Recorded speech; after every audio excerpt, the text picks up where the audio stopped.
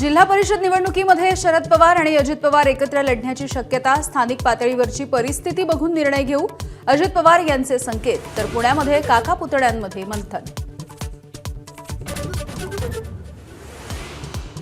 दोन्ही राष्ट्रवादीच्या विरोधक असलेल्या नेत्यांचा एकाच ई-व्हेइकलमधून प्रवास. अजित पवार सोबत तर रोहित पवारांच्या हाती स्टेअरिंग. हर्षवर्धन पाटील, दत्तात्रय भरणे, राजेश टोपे, हर्षवर्धन सपकाळ देखील उपस्थित. संध्याकाळी 4 वाजता उद्धव ठाकरेंची पत्रकार परिषद. तर मुंबई महानगरपालिकेमधील सर्व नवनिर्वाचित नगरसेवक ठाकरेंच्या मातोश्रीवर. शिवतीर्थ निवासस्थानी विजयी नगरसेवकांचं शर्मिला ठाकरेंकडून औक्षण.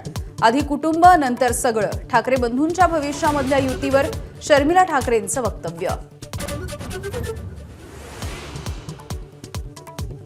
राज आणि उद्धव ठाकरे यापुढे देखील एकत्रच राहणार, संजय राऊत यांनी केलं स्पष्ट. राज ठाकरेंच्या अनेक जागा कमी फरकानं पडल्याची माहिती. जानेवारी अखेर मुंबईला महापौर मिळणार. पुढील आठवड्यामध्ये नगरविकास खात्याकडून महापौर सोडत काढली जाणार. सोडतीच्या नंतर 10 दिवसांनी महापौराची निवड, सूत्रांची माहिती. मुंबई महानगरपालिकेमधल्या सत्ता स्थापनेच्या पार्श्वभूमीवरती शिवसेनेचं पुन्हा एकदा हॉटेल पॉलिटिक्स. सर्व विजयी नगरसेवकांना शिंदे हॉटेलमध्ये ठेवणार.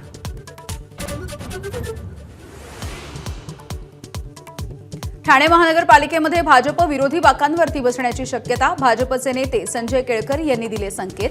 रवींद्र चव्हाण यांच्यासोबत संवाद साधून निर्णय घेणार असल्याचंही केलं स्पष्ट. पिंपरी चिंचवडमध्ये शिंदेंच्या शिवसेनेच्या पराभूत उमेदवाराच्या भावाची गाडी पेटवली. भाजप कार्यकर्त्यांनी गाडी पेटवल्याचा आरोप. घटना सीसीटीव्ही कॅमेऱ्यात कैद.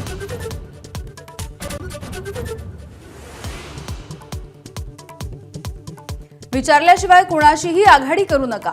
एमआयएमच्या विजयी नगरसेवकांना असदुद्दीन ओवेसींचे आदेश. विकासासाठी काम करण्याच्याही दिल्या सूचना.